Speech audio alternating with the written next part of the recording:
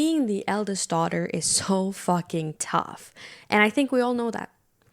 Likely, if you clicked on this episode, you are an eldest daughter too. And even if you're not, let me tell you that as an eldest daughter who moved abroad, I feel like I've just unlocked an extra layer of eldest daughterhood. I call it the eldest daughter curse because really, I used to always stand for the person who is in charge of the family peace, in charge of the family's emotional anchor. But now that I've moved abroad, a lot of that has become very obsolete. And I discovered what it is like to be an eldest daughter alone abroad. Hell, that rejection of so much of what I used to stand for really took me on a huge journey, which is something that I feel like all eldest daughters can learn from.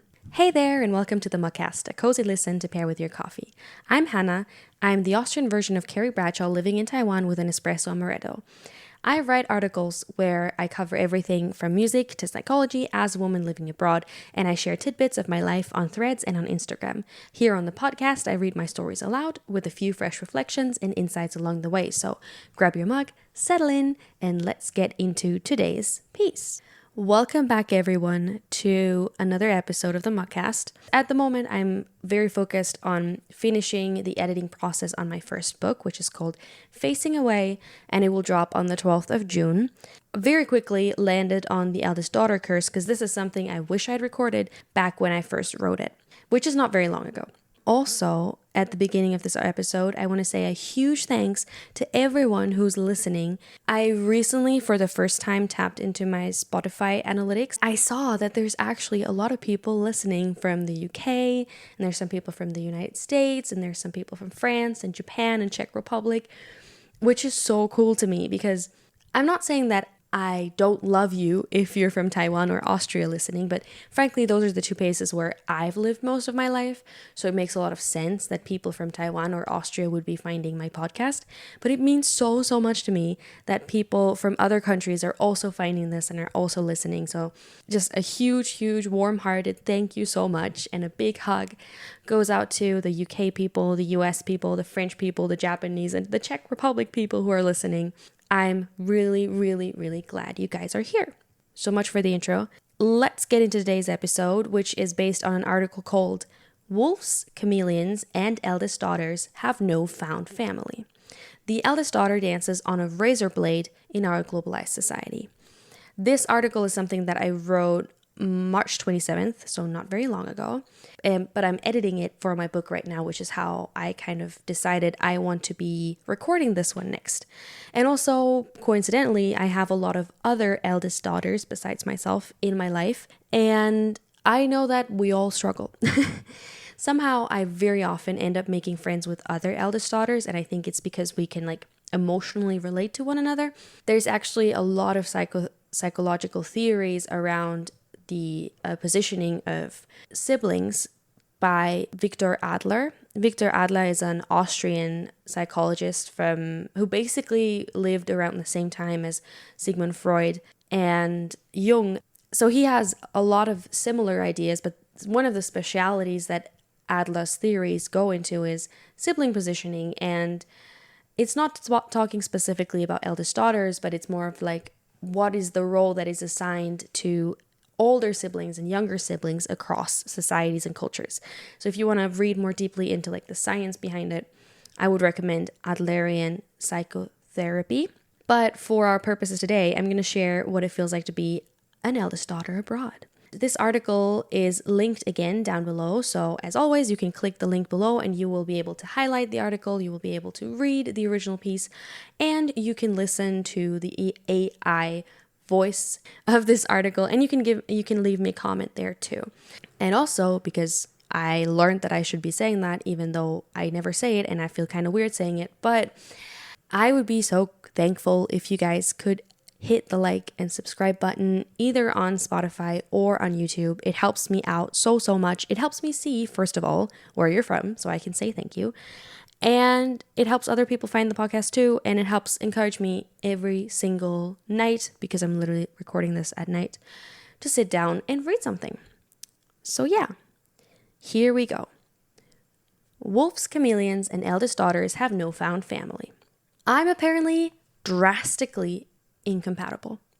This is hilarious considering that I'm paid for the ability of being a comfort blanket in any conversation. When I worked as a therapist, parents would report feeling understood by me. And even my very cranky professors in university had to admit that I'm not that bad at client interactions. I am an eldest daughter to the T, who balances the room, finds a way to say hard things, but doesn't always come out of the conversation with the easiest load to carry.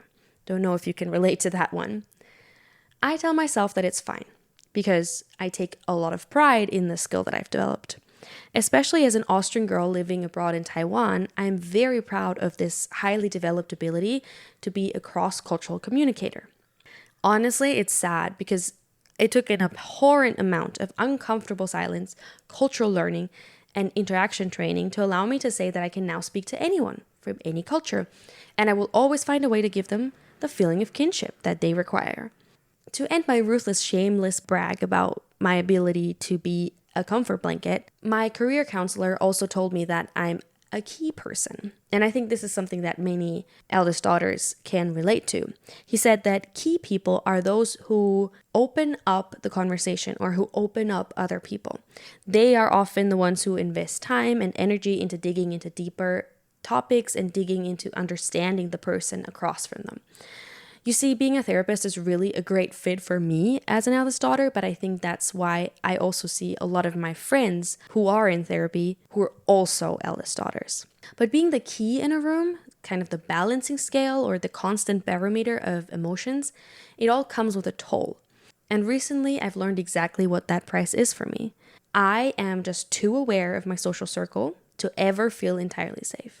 And this makes it almost impossible for me to have a found family. Let me tell you about the issue that eldest daughters have typically.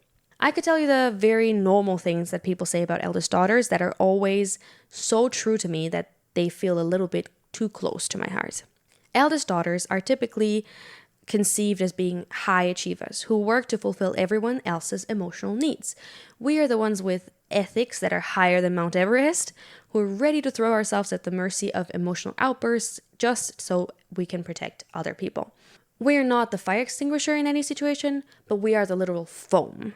I will not censor myself here because I was for a long time in my childhood the first lamb to the slaughter, like Taylor Swift calls it.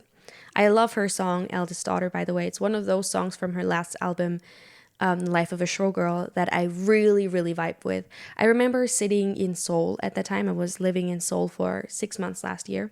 I went to Cheonggyecheon River and I sat at the river. It was like around October. I stuck my feet in the water even though it was ice cold. I told myself, like, so as not to seem weird, I have to pretend that this is completely fine.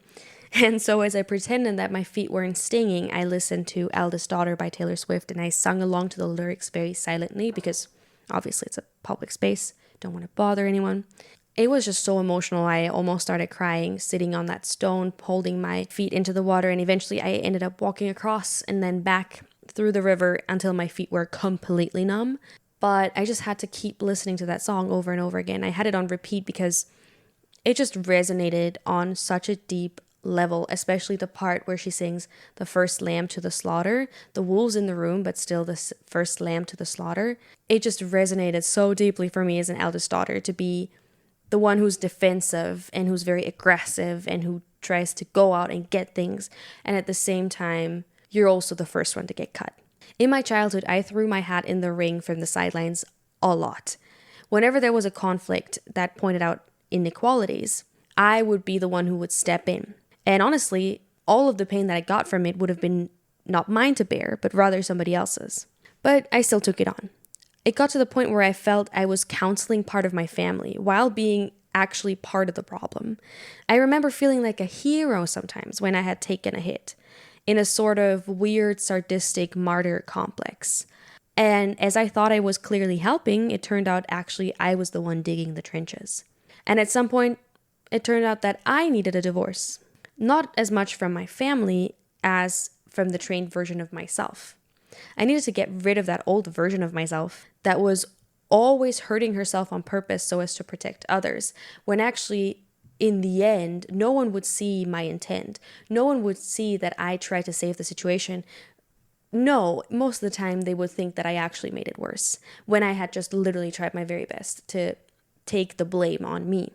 I felt like I was counseling, but I needed a divorce from myself, that version of me that couldn't stop feeling clever for literally displaying self-harming behaviors. I was always playing the strong girl.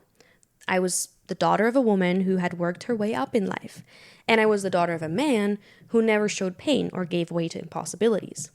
I had a very loving childhood, and I wouldn't want to switch with anyone that I've met in my entire life, frankly, because I had this beautiful, beautiful childhood in the Austrian countryside where I got to play outside, and I have those dreamy memories of just running out of the forest and coming back home when it got dark.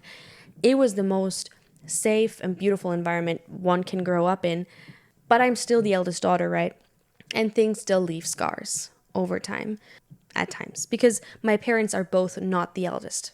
My mom is the youngest daughter, and my dad is also the youngest son. So I feel like they have just, both of them, never been in my shoes. Also, of course, I grew up in a completely different generation as them. Things were completely different for me than they were for them when they were growing up. And they were great parents, and my family was very loving. But I think the thing about eldest daughters and why we get hurt sometimes is because we're the emotional anchors, which makes us very sensitive. And sensitive people are easily hurt because we are the ones who feel a lot of things. And especially when we are younger, we don't learn how to sort out those things most of the time. I think a lot of how I struggled as an eldest daughter in my childhood was due to the cultural societal makeup and what was expected of a person like me in my surroundings. My dad has this great saying where it's like, in every single room, there's a certain percentage of assholes. And this sentence keeps coming back to me because I can assure you that in every single room in my life that I have ever walked into, there was a certain percentage of assholes. Every single fucking time.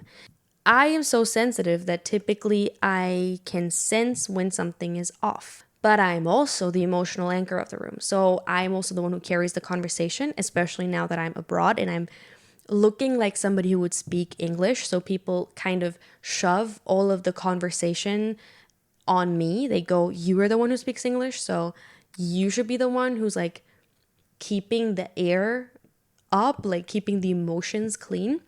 And they are right in doing so because I'm very much my entire life concerned with doing that. But it takes me a lot of energy. And at the end of the day, I always feel like I did a bad job. And even if people tell me that I did a great job, I will still not believe them because I'm an eldest daughter and I could always have done better. And I'm always my own best critic. It was like my mother knew everything and my father could do everything. But my brother was everything. Not that he was prioritized because my parents were very, very fair. But he would often require just a little more attention. And I completely understood why. He was the younger one. Sometimes he would require good attention and sometimes he would require bad attention. Among all of these everythings in my family, I was supposed to inherit both my mom's know everything and my dad's does everything. And somehow I ended up with a peculiar nothing. I couldn't even be the funny one because my brother always was funny. And he also seemed to always come with the biggest problems and the biggest rewards. It was only much later that I realized why all of this was the case. As the eldest daughter, I was the measuring bar. Everything that my brother did that was worse than me was very bad. And in every domain in which he was better than me, he was very good. Because my job was to set the standard while he was the one who was supposed to see whether he could reach or not reach that standard. And this definitely didn't leave the relationship to my brother unscarred. I feel like there's different ways to handle sibling relationships as an eldest daughter.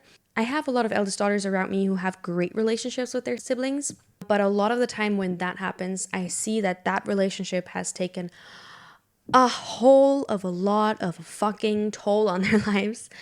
Not to say that it isn't important to have a good sibling relationship, but I feel like the fact that I didn't end up sacrificing my whole being for my brother as he grew older is something that I'm a little bit proud of. Doesn't mean that I threw him to the wolves, but maybe because he's a boy, or maybe because he just is like the center of the room. My brother is very much this person who walks into the room and he's just the fun. He enters the room and he's the funnest person there. He's the life of the party. He's the one who maintains long-term friendships and who's always cherished amongst his friends. I even remember, this is very funny, in middle school, I was going to middle school, obviously, years before he arrived there. We were going to the same middle school and I was, I think, in grade 3. So I'd been there for 3 years in middle school. So about maybe 2 months into him having gone to my middle school, I walked to my bus station and he's not there yet, but his friends are. And one of his friends goes up to me and he's like, oh, wait, aren't you your younger brother's sister? And I was like, yeah, I am. And weirdly at the time, I was like, yeah, cool, amazing. People now know me. But retrospectively, it's kind of fucked up, right? Because I was the eldest daughter. I was in that school for 3 fucking years. But I'm a freaking wallflower at that point in my life. Nobody gave a flying fuck about me. I was only with my best friends most of the time. So nobody outside my best friends knew me, but as soon as my brother arrived at the school, other people characterized me as the older sister of ... The older I got, the more humbling this experience became. It's such a weird episode of my life because it made me realize how small I am, while at the same time, I felt at home like I was taking this very responsible role of the peacekeeper. But in actual matter of fact, when we walked outside the door, he was the one who was sparkling and shining. And probably that also did something to our relationship because I realized, wait, I'm doing my very best over here, but nobody gives me credit. Because my brother is so amazing and so funny and so entertaining. And yes, he pulls a goddamn load of shit sometimes, but he's also freaking hilarious in doing it. Yeah, it's hard being the eldest daughter of an amazing brother sometimes. When he was younger, I felt like he needed more protection because he literally needed more protection. And we were oftentimes playing and he would always be like the little character because obviously he was the youngest in the friend group. So he was playing like the dog character. And then one day we were taking our longboards for a stroll, which is a very stupid thing to do on a mountain. And usually we wouldn't go very far with our longboards because a longboard is not very safe if you take it down a slope, right? And you're a stupid little kid. So we didn't usually do that. We would usually play Mario Kart and like just scoot down a small side of the hill, but one that was like very safe. But that one day we decided, okay, we're going to go to the next village with our longboards. We took our longboards and we went on the stroll and there was the magnificent mountainside and we were stupid enough to be standing up and the mountainside, like our boards were already accelerating. The street that we were on took like a turn to the right, pretty like heavy 90-degree turn to the right. And we were already way too fast to have any control over our boards. I was in front, of course, because I was going to, as always, take the bulk of the impact. But I was already too fast to make it around the corner. And I damn knew that he wouldn't make it around the corner either. The street went to the right. I knew we would fall onto the grass on the left. But I somehow, stupidly, I don't know why, I don't remember the thought process, I thought there was not enough space in the grass for the two of us. My thinking was, if I fall off this longboard and I fall into the grass, this boy cannot fall into the grass because I will be there. So I decided to instead take the majority of the impact by falling onto the street so he could safely fall into the grass. Obviously that was stupid because at I don't know how many miles an hour, falling onto concrete roads from a standing up longboard position is a very painful thing to do. I remember having bruises like all over my arms. My elbows were basically shredded. My forehead was shredded. Like I had cuts and bruises everywhere. But I was so glad that my brother had landed in the grass area. To this point, I don't remember why I didn't consider simply going to the grass, like jumping into the grass as well, because he could have fallen on top of me and we would have both been fine. For some reason, and I guess that's an eldest daughter thought process, I decided I will go onto the street to take the whole impact so my brother doesn't get injured. And then like that was obviously massively fucking painful. And we didn't end up going down the entire mountain. We decided to turn around and walk back home. So both of us like limped back to our house. He was crying like a crazy person because he was in pain too and he's younger than me. So yeah, we were both in pain. I was trying to grit my teeth to make sure that I wouldn't fucking cry because my brother was crying, so I had to be the big one to make sure he gets home, which, yeah, again, eldest daughter at a young age. And I remember getting home, and I don't remember if it was my mom, my grandma, my dad. Anyway, somebody was home, and I remember them screaming at me, "Why did you let your younger brother do this? Why would you be so stupid as to do this? You're the older one. You should know better." And this is the point that I wanted to land on with the story. Haven't we all, us eldest daughters, haven't we all heard that sentence before? You should know better because you're older.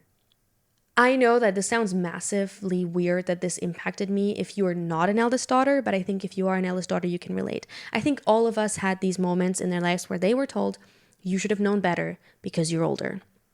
And I guess eldest brothers are the same in this way, but this really left me with a strong impression of having to care for my brother. But then the older my brother got, the more I realized he also doesn't care to be cared for by me all the time.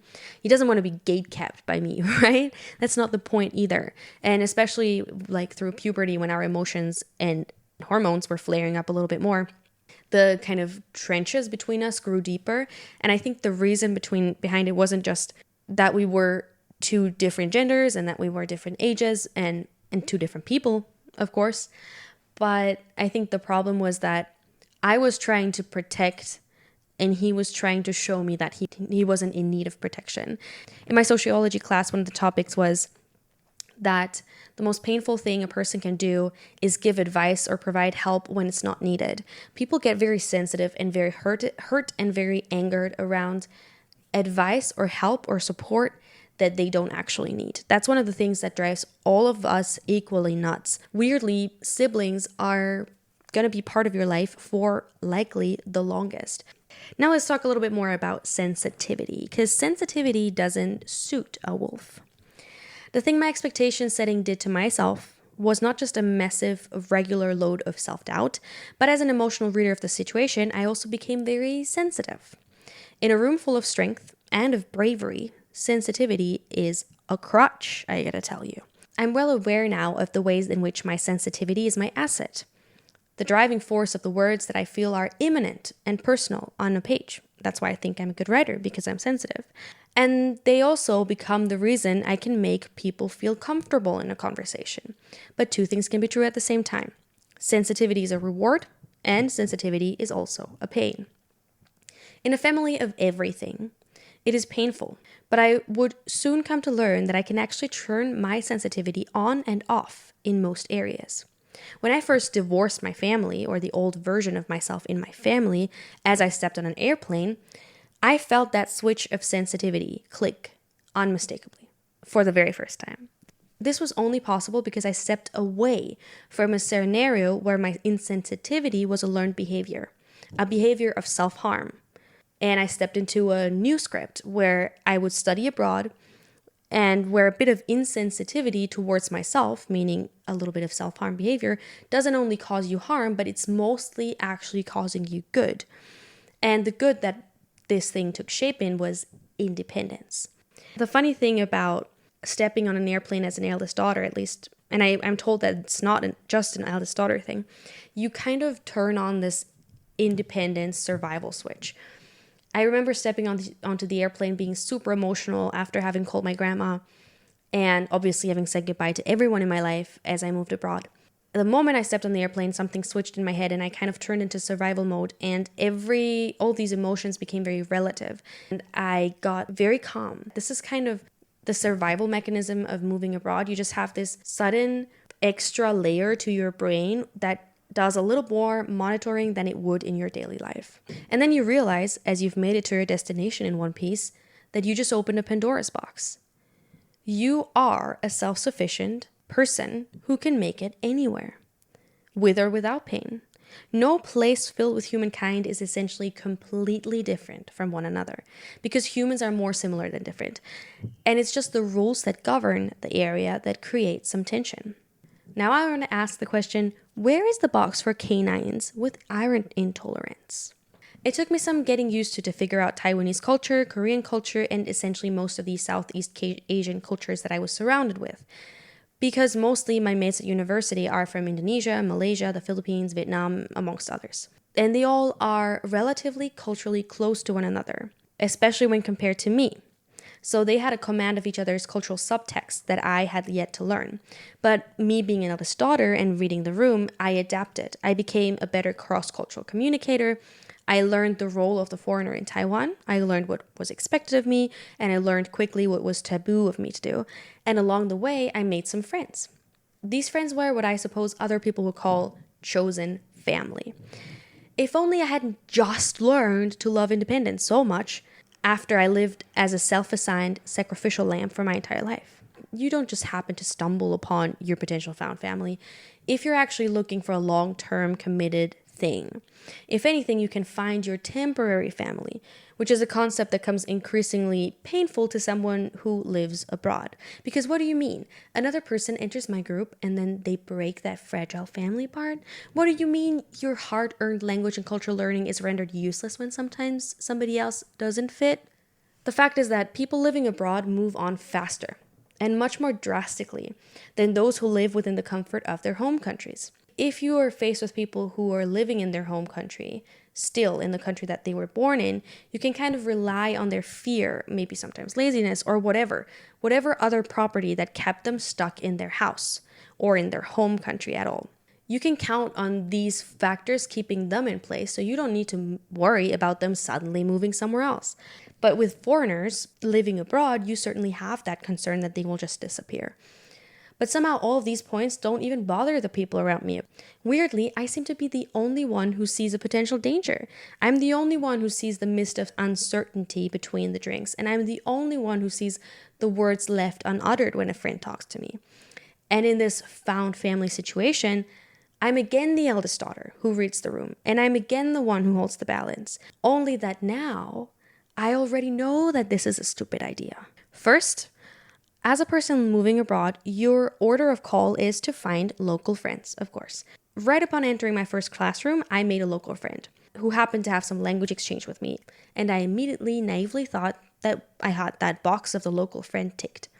That was before I learned that literally any Taiwanese person will ask a foreigner for language exchange, and only time will tell whether you're actually sustainably friends, particularly around the 3-month mark, which is like the trial period. I find the 3-month mark very funny, especially with guys both in Taiwan and Korea. There is this 3-month moment where they have to stop their princess treatment because it becomes non-upholdable. And this is the moment where you actually get to meet the guy that's been treating you so nicely for so long. That's a whole separate conversation to have, though. With the local friend box prematurely ticked, I went on to international friends, which is the easier category and likely the less sustainable one, as I just said. I made 2 deep connections with my cultural circle that flamed and dwindled repeatedly. At the very least, I got into real fights with these people who were also good old Europeans, and we fought the good old European way, which is something that I can understand and something that I can haggle with. What I really have difficulty with is the Asian slow retraction mechanism, which is just so much more painful for me. And it took a lot of slow retractions from Asian friends for me to realize how, here it is very normal to end a friendship by just moving into the distance and causing as little harm and as little discomfort to the other person as possible. That's just not how my friendships in Austria usually ended. As a culturally literate person in Taiwan, you probably can tell when another Taiwanese person is trying to distance themselves from you. But as a foreigner, I can't read the cultural script sometimes. Now I can, but back in the day I couldn't. So I took a lot of these moments where people were actually backing away from me, and I was sad because I was like, so you don't like me? I thought for the last 3 months you did. And I had my fair share of those Asian retractions and friendship breakups. There were several people I thought I shared a heart with, eventually even shared a house with sometimes, and then gradually, more or less dramatically, they disappeared from my life. And now you might say, these are just friends. Of course they come and go. Be aware, I'm a woman living abroad alone, who has a little bit of a distance to see her family, right? Literally thousands of fucking kilometers. Each time I found someone worth trusting, I would have loved to create my own little found family thing with them. Unfortunately, I am very sensitive. I'm suspicious and sensitive enough to smell approaching insecurities or problems in a relationship with the mechanical numbness of a tin can, if need be, because I can live independently if you treat me badly. I know I can fucking live independently, so if you don't care about me enough, back the fuck off. That's the current approach.